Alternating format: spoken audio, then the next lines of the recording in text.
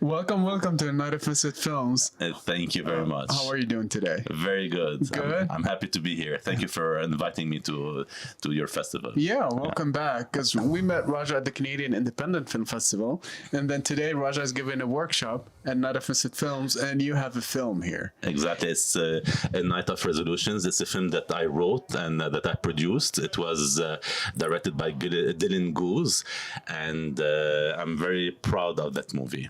That's good. So tell me about the process. I know that you're the writer and producer. Tell me more about the process of writing. Did you want it? First of all, did you want to produce before started writing, or it came afterwards? No, it started by writing. I had so many stories in the past, and I started by writing stories, and then eventually my stories I started writing them as scripts, and I wanted to make them as movies. So I started doing the producing part. I did direct a movie, and then I produced 2 movies, and now I'm directing, and I'm in the process of directing another movie. So I play with it. Sometimes I direct, sometimes I not, but it always starts with the story, and because I have so many things to say. That's amazing. That's amazing that you're able to say all of those things. And you know what? I can't wait to watch your upcoming films. Thank you. That I'll be part of one of those. Hopefully. No, it's live on camera, so you can't say no afterwards. No problem. I'm always open to have great talent surrounded by talent. Thank you, appreciate it. So tell me about the process of script writing. Okay, what was the thing that absolutely you wanted to do? I'm talking technically in the script, and what's something that maybe you wrote at first and then afterwards you ended up just removing it from the script? Yeah, well, first of all, it starts with the story. I write a full story. It's like a novel. And then I decide what I want to have in my movie. And then I start playing the writing. I start playing the characters. I live each character, and I fight with myself, because actually in Night of Resolution, it's a family scene where the mom tells her kids that she wants to divorce, and a fight erupts between the mom and the kids. So that movie was very hard because I was fighting with myself. I was taking each character. So there were parts of the script that had to be, because it is based on a true story. So there were parts that were very important for me to be part of the movie. And when the script was written, I wrote everything, and then we started doing the trials with the actors. So some of them didn't feel some lines. We changed it. So I'm always open to improve and to change. And then with Dylan, the director, there is a part of the movie where he wanted to be cut, and I absolutely said no. And I'm happy that I said no. But he didn't feel it. He didn't think it would go well because it was changing the pace of the movie. But I stuck to it because it was important for me that part of this that scene stays, because it is a personal story. So for me, it was important that message passes, even if it looked awkward, and it presented the mom in an awkward way. So but I'm happy because that's how I wanted it to be. So that's how it goes. It's a team process. Exactly. Right. It's a whole team. No movie is made if it's not surrounded by a team, and it's not all me. I wrote it, I produced it. It didn't put a lot of work in it, and there was an amazing director, and the actors they give a lot, and we do change, we do adapt. So that's what I was saying. That's it. Okay. Yeah. So Raja, now my question is about. So we have a script that is based on true story. Yeah. And does the script is it 100%? I'm just gonna assume, okay, and please correct me if I'm wrong, that there's different backgrounds in the story. Yes, right? Yes. So because you live in Canada, you're Canadian, but you also have other backgrounds. Yes, I'm Lebanese, originally from Lebanon. I was born and I lived until 10 years old in Lebanon, and then moved to Canada. Yes. Okay. Yes. So how is it to work with Canadian actors? Yes. With a script that is kind of by background, by national. Yeah, I understand that. Well, the script, when it was written, it was all in Lebanon, and then for money reasons, for monetary reasons, then it was much easier for me, because I live in Canada and the whole team is in Canada, to film it in Montreal. but the story is international. The story of divorce is international. So we didn't need to. It didn't need to be Lebanon. It could be, and actually in the movie, the story is nowhere. We don't say it's like it can be anywhere. It's not nowhere. It can be anywhere in any country in the world. So it's in the 70s. So it's the 70s look. All the countries in the world, or the developed countries in the world, had these 70s furniture, clothes, and all that.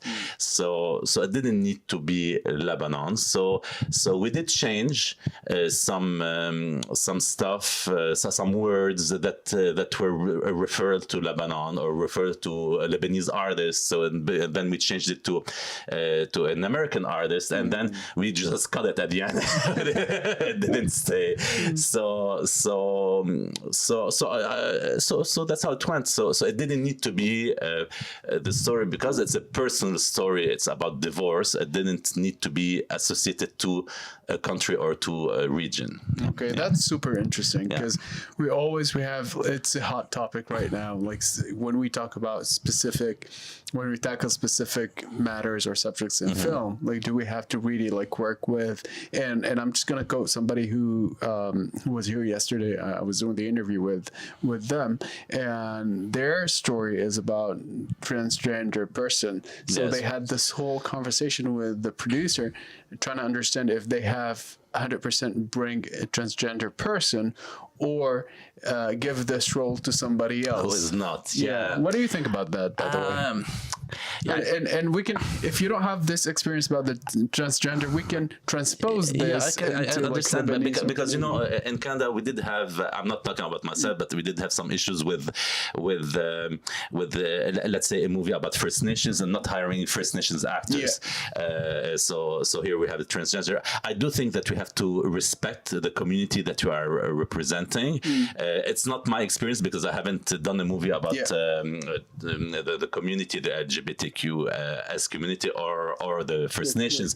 But I do think it's topics out of respect if you're making a movie for us, because the roles for transgender people are so rare. So if we're making a movie about somebody who is transgender, out of respect, we have to have an actor. That's what I think.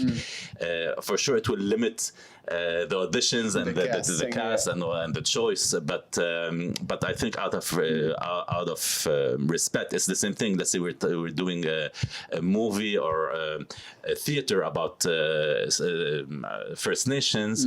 Well, out of respect for the community of the First Nations, we have to. I do think that we have to give the roles for somebody who is First Nations, and not somebody who is from another I'm not going to origin. To play the role of somebody. So that's my opinion on it. But well, thank you for sharing your opinion. So my next question is about. So I know that I'm aware of you've done 2 short films so far. Yes. How this experience, how those 3 films shaped you on a personal level and on a professional level? On a personal level, for me, it's going to sound strange, but movie making, writing, doing the whole process, for me, it's like therapeutic. For me, because it's all personal stories. Even my other short movie that was quite successful is more about surrealism, dreams, and all that. But there's a lot of personal stuff in it. So for me, it's liberating. When you write, it's something that's very, very good. On a professional level, well, I'm a little bit maybe different than other filmmakers, because I do have another profession that helps me to be able to produce and to do it without having any attachment or without having anybody interfering in my movies. So I have that liberty to be able to create.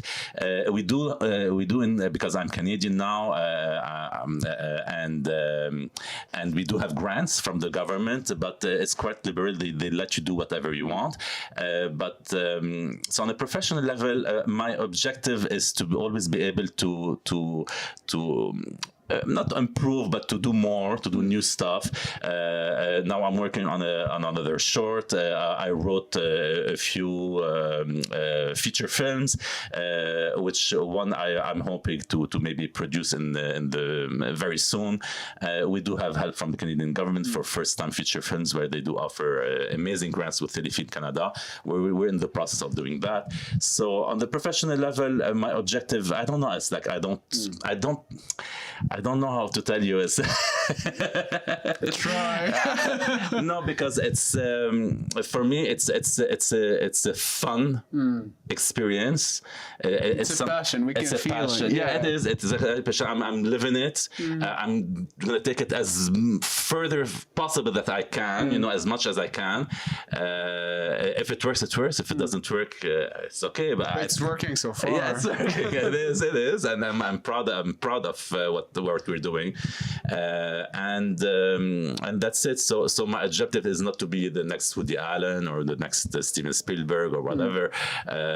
It's just to be able to tell my stories and to enjoy it. And one day I can say, you know, I did it, and be proud of myself, and my family to be proud of what I did.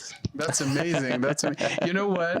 You saying that a lot of people in the industry, in the filmmaking industry, sometimes they forget to just have fun. Because we do this out of passion. Exactly. We get caught into the small details. It's hard. You know, movie making is hard. Yeah. Once you start doing it, even if we see a bad movie, even a bad movie was so hard to do. It's sad. We're gonna try to avoid doing bad movies. Yeah, but all the work when I watch movies, like when I see all the work, you have to have fun. Yeah, because if there's no fun. Why do it? You know, especially in my case, you know, it's like I'm doing it for the fun of it, for the thrill of living and being able to attend festivals. Something that in my profession I wouldn't have been able to do. You know. But, cool.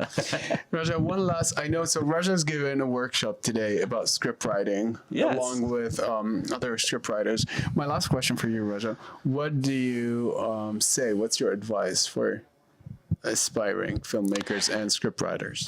Yeah, well, it's probably like all the other people say, probably never give up, you know, if you have an idea, just do it. Don't say later, because it's like I have friends who tell me sometimes, it's amazing that you did it. I said, yeah, but I don't like to talk about doing something. I like to do it. So start writing. If you have an idea, if you're a script writer, write it, write the story, and talk to people, try to find somebody to produce it. So never give up, because everybody tells us you're crazy, it's stupid, it's not worth it, you're not gonna make money, and but we have to be a little bit crazy to do that stuff, and just do it and enjoy it. And you know, it always ends up, the craziest idea always ends up being like, you know, the biggest movies actually. Exactly. Cool, Raja, it was amazing talking to you one more time. Thank you very much for having me here. Of course, we're really honored to have you one more time with us, and I hope we'll see you in other festivals as well. I'm always happy to be here. Okay, thank you, Raja. Thank you very much.